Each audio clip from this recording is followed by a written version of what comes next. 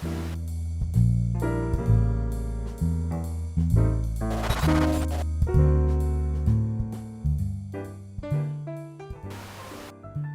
right, welcome back, everyone. This is the second episode. First time calling it TMI, Too Much Information. All credits to Gary Kitty Pat for getting that name and giving me this really cool intro. For episode 2, we have a woman here, which is someone that I've gotten to know pretty decently in the last 2 years. If you could please introduce yourself, give us your name, your age, and favorite color. How about that? Favorite color? Well, that's really interesting. Hi, everybody. My name is Elina.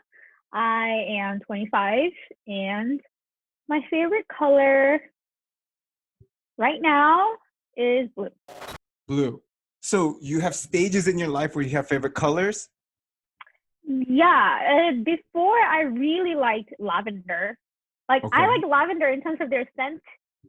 It'll be my all-time favorite. But in terms of color, right now, it used to be lavender, but now it's blue. What made you change into blue all of a sudden? I think it's because lavender, the color itself, doesn't really look good on me. Like in terms of the clothes. Wow. Okay, this is new. Yeah.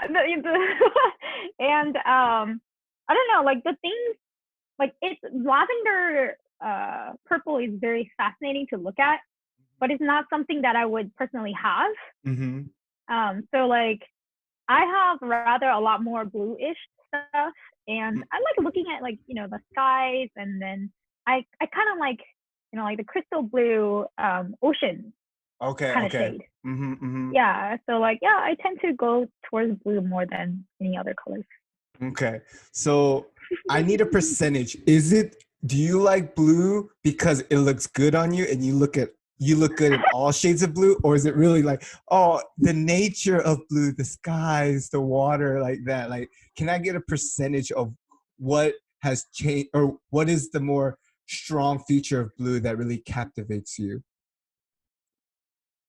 Oh, that's a really hard question. I think it's both, to be honest. 50-50? Are you sure? I would say 50-50. I really felt that you were way more confident when you said, oh, blue looks good on me. Like, you said that very defiantly. So I feel like it's leaning more towards that, but maybe, but let me be humble a little bit. Oh, no. This show is trying to be the most unhumble side of you, but okay, fine. We'll go past that. So, okay. Elina, what are you currently doing? Are you in school? What is your occupation? If you could share just a little bit of that. I used to work at Baylor College of Medicine until December of 2019, and I moved on to school to do some post-bac. I don't know how to say this word. It's like post-baccalaureate. We're gonna have to record that a few times. Post-baccalaureate. I think that's how you pronounce it. Are you sure? Isn't it like post-bachelorette? Isn't it baccalaureate? I don't know. Wait, is English your first language? Such a fob. I think that's what I heard when I pronounced it a couple times. Is English your first language, Elina? No, it is not. Oh, so before we get to your school question, where did you come from? I'm from South Korea. I'm from South Korea, and I moved to US when I was 13. Oh, so you're fob. I'm a citizen now, so try not to be. This kind of makes sense now. Why, like, when you speak English, I'm like, there's something wrong with her, I think. Yeah, people actually, there are a lot of misunderstandings about me, because like I actually did hear from a couple friends way later that like I pronounce things weird, or I always say like I don't know how this word is called, or like I have some, you know, like intonation problems and etc. While within the conversation, like people think that I'm doing that on purpose, like as a, I guess, I don't know, to appeal to someone, but it's just me. It's Oh, that's so it's just me. interesting. Yeah, I Mhm. would have never thought that because I feel sound wise you do sound very fluent and very confident when you speak, but I But don't know like I'm confidently wrong. I know all about being confidently wrong. Sometimes I say the stupidest things and people say, you're a little too confident to like you're so confident it sounds right. I'm like, hey, that's fine with me. Okay. You gotta fake it till you make it Yeah, so sometimes. you make it right. So Oh, okay. So you're taking some post batch classes right now. Is there a field you're trying to go into for that? I'm trying to go into PA school. Mm. Yeah, so I am right now. I am done with my classes, obviously. Right now is by like end of May.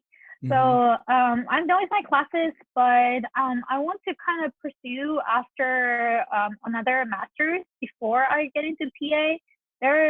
So I have applied for the program at A&M. In College Station. Yes, Okay. And where did you go for your bachelor's? A&M. Oh, okay. That's unfortunate, man. Can Hey, can I ask you why you decided to go to that school?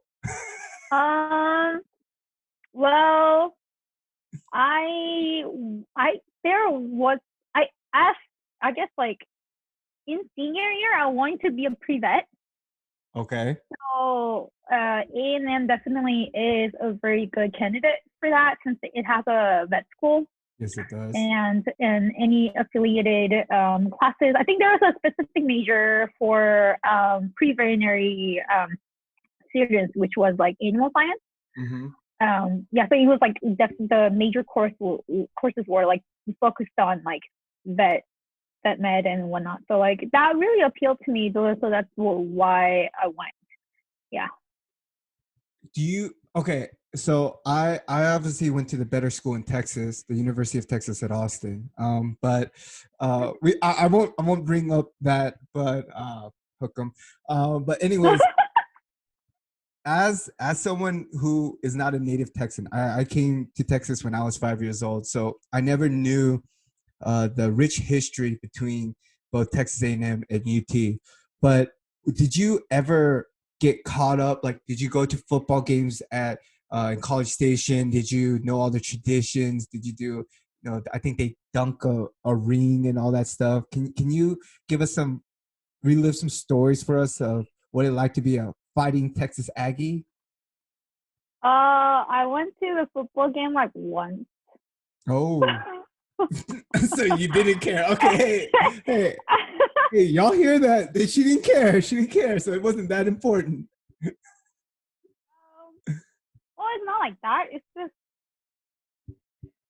football was appealing to me enough to go across to towards the Kyle Field. At the time I was living right across the Kyle Field, the football stadium.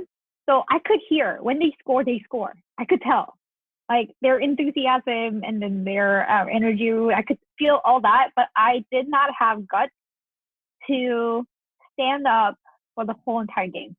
Ah. Yeah, because Aggies they stand up for the whole entire game because their motto is the 12th man. You know, Mm-hmm. like they're always there for the team. Mm. So I knew that I was supposed to stand up the whole entire time, and me being very vertically challenged, Oh wow! Big words. I Big words. couldn't. I knew that I wasn't going to be able to see the football game the whole entire time. Okay, that makes some sense. I guess. Yeah, yeah, that's a pretty legit excuse that I can give for not going Mhm. to football games. But I did catch up with the games like online, but then I just never went. Mm. And like other things like ring dunk, Mm-hmm. I think I'm sorry, but like it's the most unnecessary thing. Oh my! Yo, we got some breaking news. I think out of all I'm the Aggie sorry. friends I have, they're all like, "It's important. You got to do it. It is us." And this is the first time. And I just wanted to be known. It came on this podcast that someone said, "I don't think it's necessary." That's big, bold, breaking news. Right there. I don't know whether you have to go through that much pain to chug in whichever beverage of your choice and throw up on the grass right afterwards. What is the point? You're right. There's what, what is the point? Like, can we just go to a very nice restaurant and like kind of celebrate what I have accomplished and like, losing half of the beer in the gallon jug and throwing it all up, you know? So I mean that's my personal opinion, but then like those people who can't actually chug down everything, will enjoy it. So makes sense. So, yep. I feel like you were a very mature college student, maybe. I would hope, I guess. Maybe. One of my favorite books I've read is single dating engaged married, right? And the author is Ben Stewart, and he was a director at A&M for I guess a group called Breakaway. Did you ever attend any Breakaway Ministries when you were attending Texas A&M? Yeah, Breakaway is actually really good. You can tell, like, a lot of students come. Like, when I was in college, I've actually had a couple people from Houston to come up to College Station every Tuesday to attend Breakaway. And it's basically just like you're attending a, Shane and Shane Phil look up every single Tuesday. It's actually pretty good. It's like, if you like music, and then at the time, it was a different director for Breakaway. And his messages were always good. They had their own ministry going on for like the prayer groups. Those people who would actually like come in, I think every so often to pray for the ministry. And then also they had a lot of vast opportunities to volunteer there as well. So it was really nice. I definitely do recommend whoever that goes to A&M to attend the Breakaway if they're Christians. Just to get a reminder. But I guess like one thing that's important for people to know that Breakaway is a ministry. It's not a church. Like I think someone did tell me that when I was going into college, and I think a lot of people, just because they meet once a week on Tuesday, and then they have basically just like service, like they have music, and then afterwards they have message. And there are times of prayer provided as well at times. And I don't think a lot of people know that Breakaway is a ministry. It's like on top of what you are doing, on top of what you're going after going to regular Sunday services. So yeah, I think that's something that you have to be aware of. But like Breakaway is definitely a really good opportunity to just like plug in to God every single week if you are feeling down and stuff.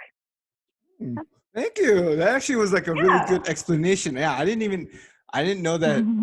I thought it was a church. Well, granted, because I never went, but I like to listen to their podcast time to time here and there. And I guess I did kind of assume that it was a church, but it makes a lot of sense because they always refer to themselves as a ministry. And even they're direct, like their pastor, but they call themselves the director. And I think the current guy is a TA. I think that was like, I forgot. They call him like Director TA, but I really like him and his series on a lot of different material. But yeah, thank you for telling us that. We're educated. Yeah. Ooh, so another thing when I read the book that was very significant, and the tradition there is the midnight yell. Did you ever attend the midnight yell? No. Can I ask you, what is the fascination with Aggies and kissing and all this stuff? Because I've heard the midnight yell apparently is you go at midnight and you practice the yells for the football game, right? And at the end of it, they turn off all the lights, and you're supposed to bring someone and then kiss them when the lights turn off, right? I think that's what people say That's to what they get them say. to come. Okay. And then, But then, like, obviously, I have no credibility because I've never went. mm, mm, But like, I've seen a lot of people go with friends, not necessarily with like significant others. Okay. I mean, you don't have to be a significant other just to get a little kiss. That's true. Well, I'm not trying to bring controversy. But okay. I just find it impressive because I think I don't know if it's every football game, but I mean, the only Texas A&M games I would ever watch would be the UT A&M game back then in Thanksgiving, right? Back then when? Back when? Okay, I might be showing my age, but back then that was a tradition. That was a thing. Yeah, that was a thing. And I remember every time A&M would score, once again, a couple or if people would start kissing after they score a touchdown. And I don't know. I was like, what is this fascination? I mean, granted, it's college, but does it necessarily need to be a tradition? Like, is this why that many of my Texas A&M friends get married right after college? Like, they've already built their relationship since the start of their freshman year. And then by the time they're seniors, they're already 4 years into a relationship. So I was just wondering if that was something that you experienced, but it seemed that you had a very different school experience than I would have. I did. But I did see a lot of couples proposing at Century Tree. There's a tree called Century Tree. It's like basically 100 plus years old. Like it's in the very front major courtyard of A&M on campus. And the branch is so long and then the tree is so old that it kind of like arches over a path. Okay. It's like, yeah, so it basically looks like some kind of like an aisle, I guess. Okay. And there is a bench right in front of the tree. Okay. And I've seen a lot of people getting proposed in their senior year on that tree, because there's a saying that like if you pass through that arch with your significant other, you will be together for the next century. So did they get that from a Korean drama? Because that sounds like a very Korean fantasy. Like now that I hear it for the like the millionth time, it actually does. But yeah. But at the time, every spring about like February or March, like people will be proposing there. Wow. Yeah. Wow. I imagine it like in Japan or Korea when the cherry blossoms are blooming and then it's like waver, as it's like falling down the skies. It's so romantic and people just get so overwhelmed with love. And I guess that's how I picture what the Century Tree would look like. Because, I will be honest with you as well. UT does not have a lot of traditions, if any, right? There was no like getting our ring wasn't a big thing. Standing for football games, like when I went to go watch football games, I stood the whole time, but a lot of people didn't. And I can understand why a lot of Aggies and other people would be like, oh, Texas fans are very full of themselves. They're about comfort, this and that. I was like, I agree with that. I can be very logical and be like, I stood for the whole games, whether we were blowing out teams or we were losing or whatever. I stood because I was like, this is my team. And also I paid for the ticket. So you better put on a dang show for me. So, okay, that's cool. Right. I know recently, this past couple of weeks, there was a big event that happened in your life, not to build it up, but it was something that a lot of people got involved with, and I'm referring to your cat Jasper getting lost. Oh yeah. You like that build up? I built you up just to. I was like, I nearly forgot about it, although it was only like 2 weeks ago. It was like the most dramatic. It was the most dramatic 38 hours of my life. Wow. So I've never had a pet, and it's Right. interesting because when I think about Korean families, if and this is a very small if they have a pet, it's usually like a small dog, like a Yorkie, or Mm. those tiny annoying dogs that just run around and bark and poop everywhere. But you're one of the few Korean families I know that have cats. So can you Mm. share about where your love for cats came from, how long you've had cats, and what those 38 hours were like when Jasper was gone? Mm. Well, I was a dog person at first. I definitely did like dogs. Mm-hmm. Mm, but my parents were also very against getting a pet. I've had a couple hamsters, but like those are those are very manageable, and then their lifespan is very short. And then I wasn't really into having multiples of them. It was a kind of like a phase, like I kind of wanted a pet, but then like I wanted small enough, so I would go for a hamster a couple times. Um, and uh, and then when I went to college, I started kind of seriously thinking about getting a pet. And I realized that how much can I provide for them, for their well-being and their healthcare, etc. And at the same time, I can't give much love as I can as a student, right? Mm. And I've never had a cat before in my life. I've had a couple dogs when I was younger, but I've never had a cat before. So I was really nervous about it too because I don't know their body language. I don't know how like they communicate with one another. I've had like the couple times that I passed by a cat, it was like they were hissing or they were like running away, basically. The Mm. feral cats. So like, um, so I wasn't sure. But more and more I looked into it. I was like, the cats were the pets that you don't. They need their own space.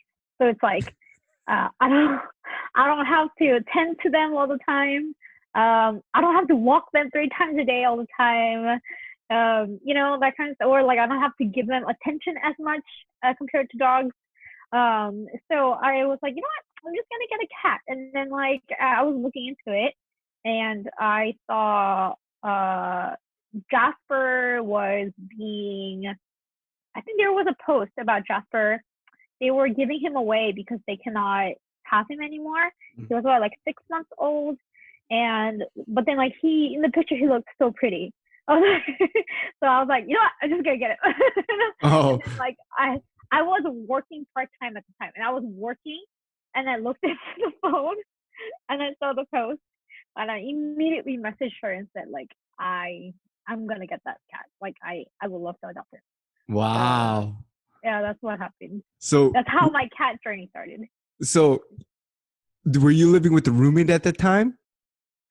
Yes, I was. But you didn't consult your roommate, your mom or dad. You're just like, oh, here's a cute picture. Like, swipe right. Like, I just bought it. Like, there's no like, are you sure you want to do this? You just said, yup, I'm getting it.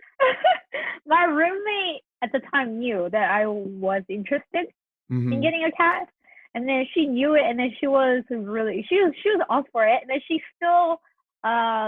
really loves him to this day. Like she and I keep in touch and stuff. Um, Mm-hmm. uh, but my parents did not know Oh, that was for sure. My parents did not know. so when did your parents find out about Jasper? I think it was during vacation or something like that. I had to come down with him from College Station to Houston because my roommate was not going to be there for the whole entire weekend. So Mm-hmm. I just took him down with me. And then, I mean, he's a really good boy. So, like, I knew that he wasn't going to make that much of a problem in the home anyway. So I just, like, took him down. And then I actually lied to my mom Oh. first time that he's my foster. So, and then my mom was like, "Oh, I've fostered a couple cats or a couple dogs beforehand." So she was like, "Oh, okay." Then like maybe she's like at the time I was pre-vet too still, so she was like, "Oh, maybe she's just like doing it for the experience Mm-hmm. and the resume building or whatever." And then I think like the second time I brought him down to Houston, she literally just asked me flat out on my face, and she was like, "It's your cat, isn't it? It's not a foster." And I was like, "Oh." Oh wow. How long was that? How long was that? I think that was like 3 months. 3 months. Wow. Yeah. Okay. But so what was the 38 hours of Jasper being gone? What was that like for you and your family? Um, I I didn't know that he was out until very late at night. I think he got out about like 6, 7 Mm-hmm. p.m. when my dad went outside to walk around the neighborhood. I don't think the door was open completely. So like he knows how to open doors. Like when it's like creaked open a little bit, he knows Oh how to wow. paw at it and he Mm-hmm. knows how to open it. So I think he went out that way, and then we didn't realize that he was gone until like 10 p.m. And then when we found out that he was gone, because like we usually know where are the nooks and crannies that where he hides sometimes and stuff, but he's not normally the cat to hide. He's very people friendly, so he likes attention. So he likes to be around people. He wants to kind of peek into whatever we were doing compared to my other cat. So it was so weird. It was like surreal. I was like, I feel like he's gonna come out anytime, anywhere, like from a spot that you could never imagine. Mm-hmm. So, but then and then I think the next day it hit me pretty hard because like he really was not home. Mm-hmm. So I went outside to, call for him, and then I got like bag of treats, like literally shaking it the whole entire time I was walking around the neighborhood. There were a lot of thoughts that came into my mind because there are a lot of stray cats out there in back of my neighborhood.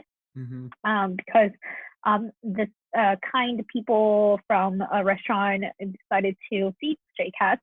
Mm-hmm. So like there's like a colony basically. Wow. But the cats being territorial, I was thinking that like, oh, what if like they attacked him while he was out, and then like like he kicked him out of the territory. I don't know how big this territory can be even. So like, a lot of uncertainties, a lot of anxiety. But like, like long story short, like I was basically like crying. I was like, oh, what? He's like, I was basically just like sobbing the whole entire time, and then like, but then like but then at the same time, it's like so meaningless because he turned up 38 hours later in my backyard by himself. I didn't even find him or I had to drag him out of a bush or anything like that. It was not anything that dramatic. He just like turned up in my backyard, and then like when my mom found him first, and then my mom Mm-hmm. was like, "Oh, Jasper," and then he goes like, and I'm like, "What?"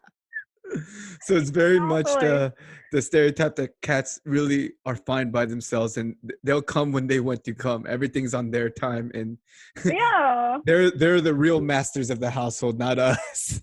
yeah, exactly. And I was like, "What the heck?" And then it was a lot of drama, but then it was like Mm. a lot of drama by myself. Speaking of dramas, what have you been watching in this quarantine time? What are like the top three things that you're like, ooh, this is really good or something that you've binge watched because you couldn't stop yourself? What are those top three things? Movie, dramas, TV shows, variety shows. What are the three things that really captivated your attention in this time? Mm. Um, right now I've been really into a Korean drama called Hospital Playlist. Oh my It's on god. Netflix. Yes, it is. Yeah, it's like it's not like Grey's Anatomy Mm-hmm. or any other medical dramas that like have a lot of um 1 in a million like very rare diseases or anything like that. It's just like Mm-hmm. about like people who goes to the hospital, and then about doctors and nurses and whatnot. So I really liked it in that aspect.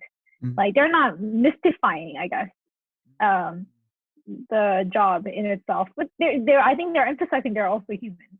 And The other one that I watched really recently and I liked it was Inception. When it was released on Netflix, I was very happy. Oh, the movie with Leo? The movie Inception, yeah. Okay. Yeah. Give me one more. One more. My friend and I watched the whole show of what's it called? Is it Anne of Green Gables? It's the newest drama, I think. There are 3 seasons on Netflix. Wait, what's it called again? Anne of Green Gables. Anne of Green Gables. Nope, have not heard of that. Yeah, but it's like my favorite book. So like when it kind of twisted some parts here and there to adapt to our generation, but the whole series, I thought it was pretty good. Yeah. Okay. Well, I think you've done a very excellent job of just describing your childhood and all these aspects. But now comes the questions that I really care about and I am passionate about, and it's the idea of relationships. So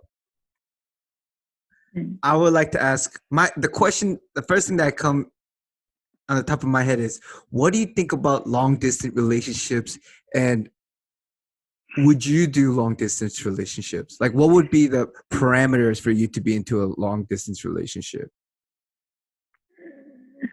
The long distance relationship, I think it's hard. It's just hard in general because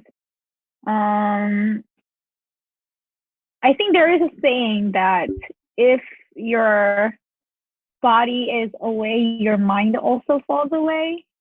Out of sight, out of mind. Yep. I mean, hey, whoa, are you saying that if your boyfriend wasn't next to you or you didn't see him regularly, you'd be like, oh, I see that other hot guy right there, like, ooh la la?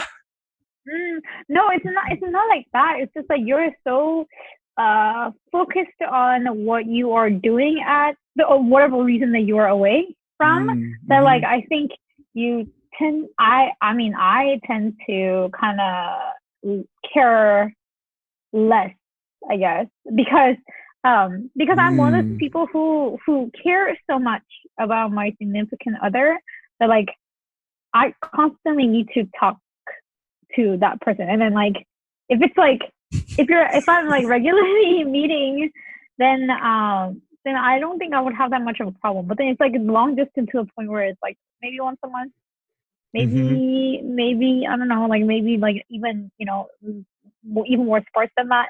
Then I don't know. I don't know about it. But then like at the same time, I don't really have a lot of experience with that either. So I cannot put my foot down and like on how I feel, but like that's what I would be afraid of, because like I am definitely investing my emotions and time in that one person, right? And then like what if like for some reason it's probably 100 maybe it's my fault, but like what if I like hurt them in that way that like, because although I didn't mean to, it's just that I just built a habit of not caring so much, so like right. So. Makes a lot of sense. So you're talking about the movie Inception, and pretty much Inception is you're planting an idea into someone's mind for them to make them believe that it's their own, right? Spoiler alert, if you haven't watched Inception by now and I just spoiled it, like you should by now. Exactly. Sorry about your life, but you've missed out. But going on to that, do you think, I think speaking as a man, speaking as a guy, I think attraction is very immediate, right? Physical attraction, like when a guy likes someone, it's just you like them. And I want to ask, like from a woman's perspective, do you think that a guy that you were not interested in before, if he continued to be persistent or be honest with his feelings towards you, whether it's like continue to be a friend or continue to like try to court you, do you think your feelings would change? Like, is that a possibility? Or like when you say no, I'm not interested, it's not going to change?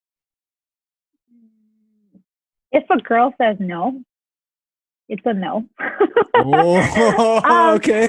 I mean, I'm not but I'm not saying that like, oh, you should stop being friends. Mm-hmm. But it's not like that. Mm-hmm. Like if someone's like just comes up to you and say like, oh, I would love to, like get to know you a little bit more. But then like if the girl is not up for it, you should give her some space. Like you can still be friends. You can still have feelings for her. Mm-hmm. But like, but when she says, nah, I kind of want to like give it some time or give it some space. Like I don't really know about that right now. Then like you should definitely keep that line. Like when a guy just hops over that line over and over and over again, I think that becomes a violence, in my opinion. Like yeah, but yeah, like but it definitely comes a violence because you're trying to keep the line and the space. But then if a guy's like too overconfident, they're like, oh, I can just like definitely win this over. Then like that also is a very wrong pride to have, I think. So like you gotta have to like slowly win her over if that's what you want. Like be there for her, but then like don't go over the line. Friend, and then maybe she will allow you to come a little closer, And then next thing you know, she's gonna be like, oh my gosh, who let you out the friend zone? Who said you could be over on this side? I mean, a lot of girls will definitely be different, but I think at least on my perspective, I would rather appreciate that more than the other case. Yeah. Okay. That's very interesting. Very, very different. I like this. Okay. Do you think you would be able to ask someone you're interested in to get coffee? Like, would you be able to make the first move? Would I be able to? I feel like I always can, but when it comes down to the like a real moment, I don't think I would ever be able to. I'm such a scaredy cat. I feel like that's what a lot of women that I know say to like, I believe I can do it, but when the situation arises, I just don't do it. So I'm like, so it's the same as saying you can't do it then? Yeah, basically I can't do it. And so I've always said that, like, even if there was, if a girl asked me out, even though if I was not interested in them, I would say yes to just have a conversation, because I know from my perspective how hard it is to build up that courage and then to just ask someone out. And I think for me, I respect if a woman can just ask out. I'd be like, I would talk to you and see like, I haven't seen this life, but I respect that sort of, not leap of faith, but that kind of courage it takes to just make that first move. Eventually, like, I think the guy should then be more proactive if he becomes interested in her, this. But I would always just say like, sure, like let's go get coffee, let's talk, and let's see. Not that if you can change my mind, but you already taking that step has already impressed me enough to be, oh yeah, I would love to just talk to you and see like, oh, I wonder if anything were to come about, I would want to see it, just because they took that first step and I know how hard it is to want to take that first step. So I guess I found this surprising. I feel like knowing your personality, I would feel like you would be the type to be able to, but understandably, like, that's fine. I'm not trying to judge you in any way. No, it's okay. Some people did say that. I was like, I thought you would be one of those people who would, maybe if I'm confident enough, like I will be able to initiate it. But I'm like, I think I told that friend that that if I ever encounter someone that I really, really like, I tend to avoid. Because I cannot stand the anxiety that I have. Like I need to show right, Right. to one particular person. You're more sensitive about what you say and how you act in front of them. You can't be normal, right? Right. Right. Usually, it's like because I am comfortable with like, friends and stuff, I can act all weird and act all cool, but then like or like I can be confidently wrong because they're my friends, but like but if it's someone that I'm interested in, that's really hard to do. Like the anxiety that I need to present properly is sometimes very overwhelming. Yeah. I definitely agree with that. I feel like I'm the same way. Uh, I feel like those are close to me always can kind of gauge like, oh, if I'm interested in someone because you're not being you. I'm like, I don't when I like someone, I just can't be me. Like every little thing is so like I'm micromanage every word that I'm saying. I'm like overly sensitive to every word and action that I do or that person does. So I totally understand what you're saying. Like you just that simple fact of just be you. I'm like I can't be me. That's the hardest thing for me to do when I'm Yeah. interested in someone. So I totally understand. Yeah, exactly. Yeah. So like whenever people say like, "Oh, I thought you guys have like something with one another." I've actually had a lot of misunderstandings like that before, and I'm like, no, because I am friends with them. Does that make sense? Like I I can be as comfortable as I can be because I'm not interested. I I laugh because I I think this is why I can understand why we got along so easily because that's exactly what I do too. Yeah. I people come up to me and said, "Oh, I see you with that person. Do you?" And I'm like, Yeah. "No, they're just my friend." They're like, then how do you act so like chummy? Like because I'm like, because they're my friend. Because I don't like if I say something stupid, I just say something stupid. Like I don't care. I'm not trying to impress them. I just enjoy being around them. So it could look. I think to many others, it looks like, oh, you guys are flirting. I'm like, but only to us, you would understand that, like, no, I'm not flirting. I'm just very comfortable around this person, right? Yeah. Okay. Oh, this kind of makes a lot of sense then. Makes a lot of sense. Yep. All right. So we got some stuff like that. That's good to know. Oh. Would you want to date someone older, younger, or same age?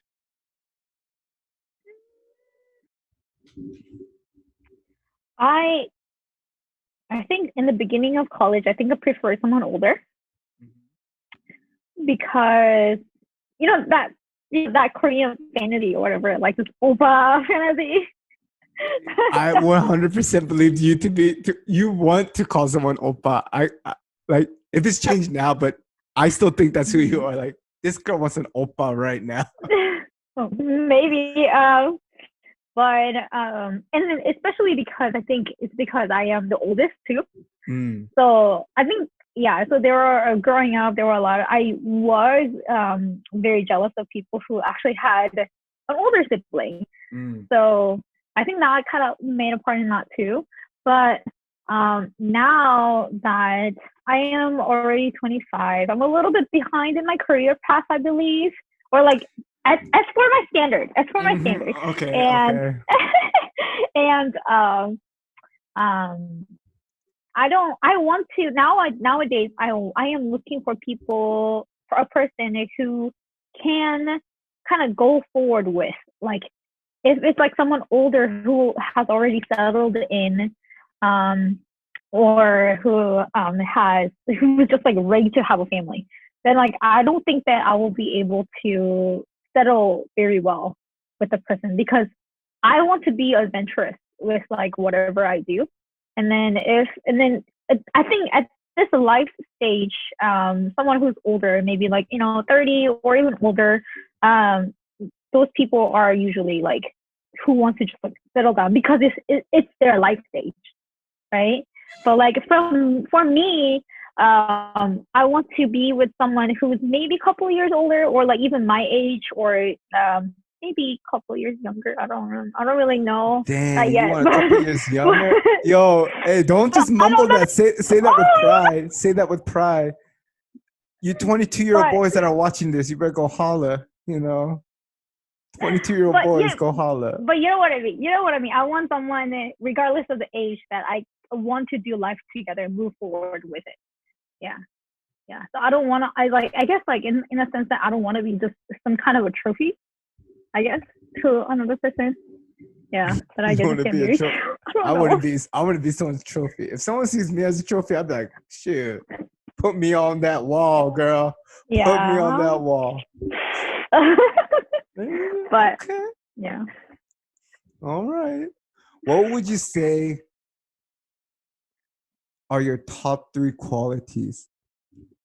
If you could be like, I not to be like, oh, show yourself off, but there has to be a level of confidence where you're like, yeah, I'm confident in myself. Like, what would you think would be your top 3 qualities that would make yourself appealing to someone? Oh, me. Oh,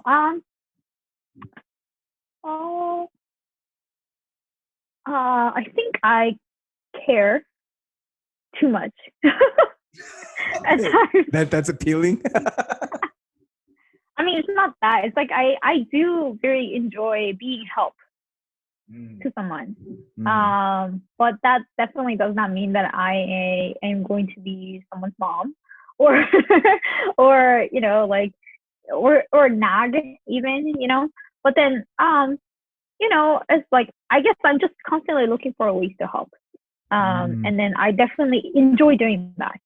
I guess like second thing is that I like animals. Okay. It's like to be honest, any animal is definitely God's creature, and then like I see why, like they are worthy to be loved.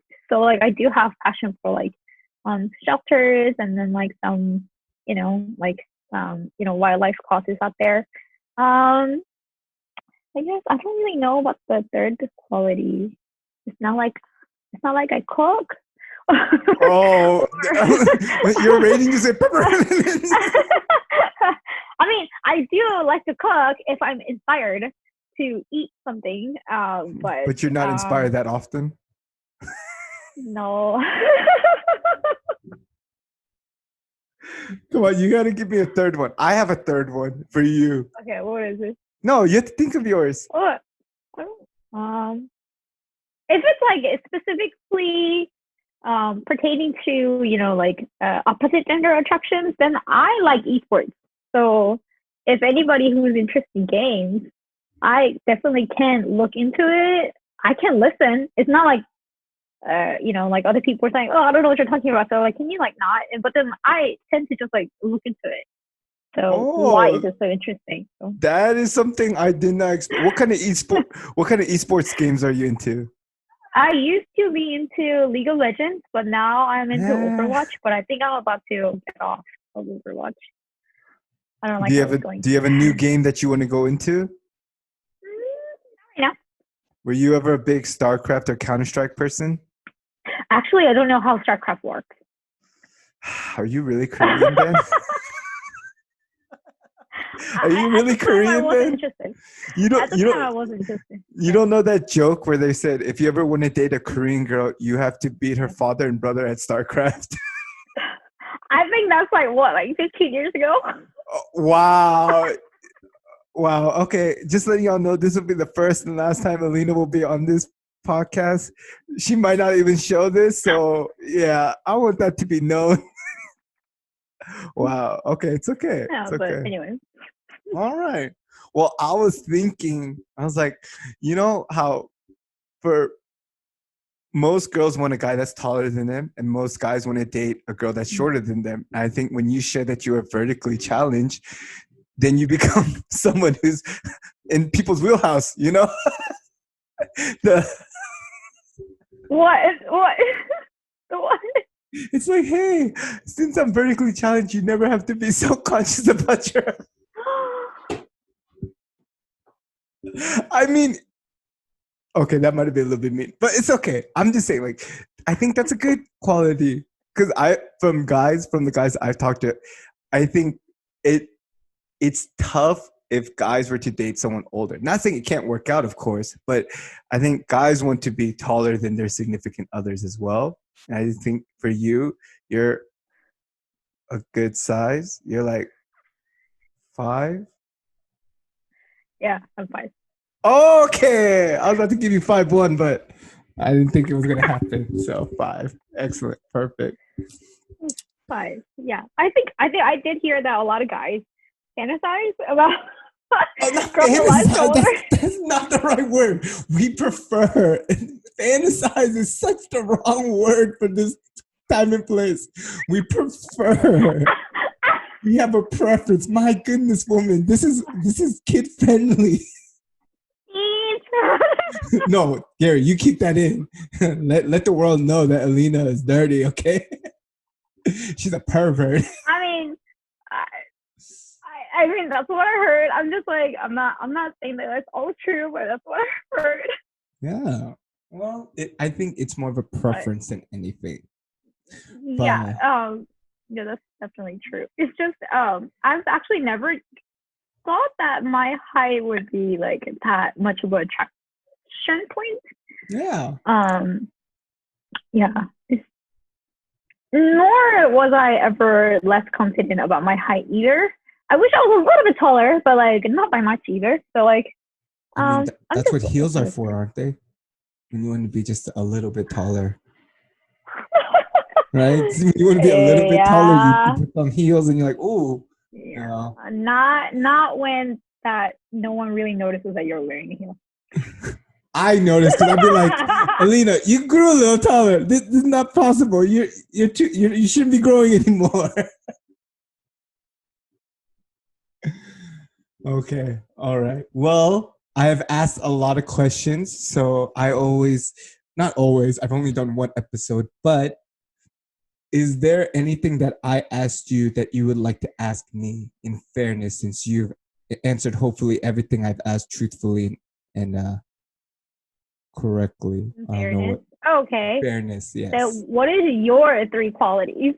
Oh, about me? Please. Yeah. 3? Only 3? I don't think. Only 3? What's that look? Only 3? Like, are you kidding me?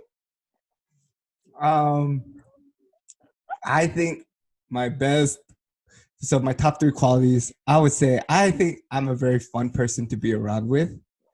I already envisioned, I forgot where I heard this, whether if it was from a movie or TV show or drama, but I remember the guy giving his vows to his wife was like, I might not make you the richest woman. I know I'm not the best looking or this and that, but he's like, but I can promise you that you'll always have a smile on your face and I'll always make you laugh until the day I die. I was like, dang, I feel like I can confidently say that to my future spouse. So I think I'm a fun and I have a good sense of humor. So there'd never be a dull time to be around with me. I'm very confident in that. Pretty confident. So confident. I think, man, I would say that I'm pretty easygoing. I'm not really high maintenance, and I'm very easy to go along. Like if they're like, oh, I want to do this, I want to do that, I'm like, okay, let's go do it. I wouldn't be so like I have to do this or I have to do that. I don't think it's a bad idea. Usually when an idea is brought up, I'm like, okay, let's do it. In that way, I guess I'm kind of spontaneous, but I would say that's a good attribute. Like, you want to go do something? Okay, let's go do it together. I'm down for anything. You want to go take like a pole dancing exercise class? I'll try it. I'll give it a shot. Well, that's new. I'll be down. I'll be like, okay, you want to go do some yoga with some goats? I'll do that. Like, why not? I might as well just try it. I'm like, you want to go tweed your eyebrows together? I'll go. Sure, why not? I'm down. Like, I feel like I'm very just like, I'm down for anything. I think it's fun if they bring it up and they're like, oh, we'd like to do this together. I'm like, okay, sure. I guess my last quality is,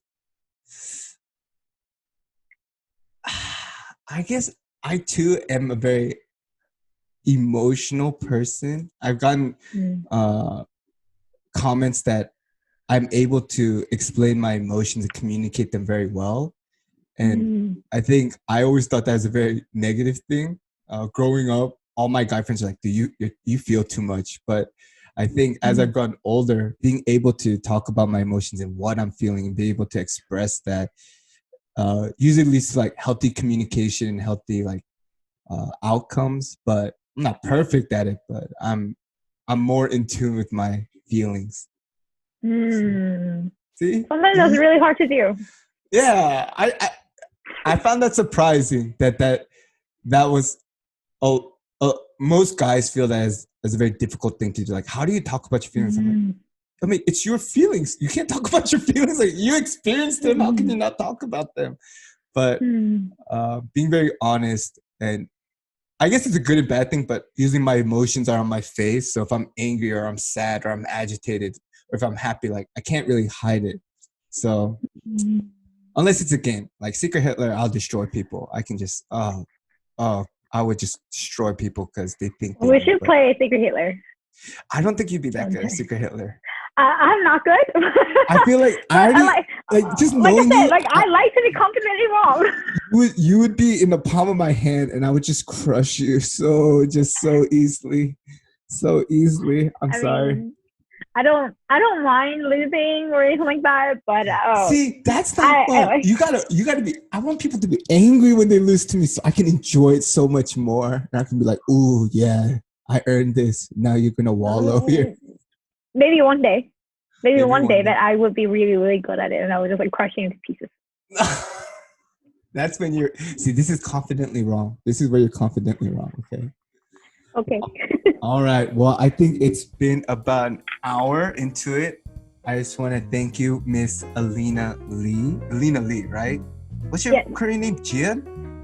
Mm-hmm. Yeah, Jian. That's a very interesting Korean name, Jian. Jian and it's Eugene. Really common.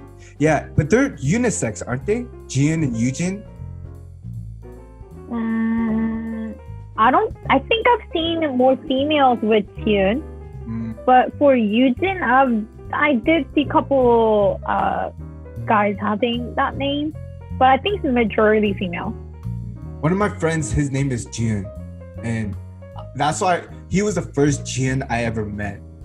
And that's why I always thought it was a guy's name. But then I think once I went to college, I noticed more girls that were Jian as well, and I was like, oh, is this unisex? But I've actually never seen a guy with a Jian before. Yeah, I think outside of him, I don't think I know another Jian. Okay. Well, I think this is a great episode too. I think we got to learn a lot about you. No, I won't ask that. We'll say that for the next podcast. Hopefully, if we bring you back on, we'll have updates about your life. Maybe you'll be in PA school by then, or in your master's, or maybe you'll have a opar, or you might have someone calling you Nunar. We'll see how this goes. Okay, but yeah, just want to say thank you. It was great, and I'll see everybody next time. Just comment below who you want me to interview next. Most likely it will be a dude, but if you have a dude that you'd like me to interview, just write down below. All right? Okay. We'll see everyone next time. Bye-bye.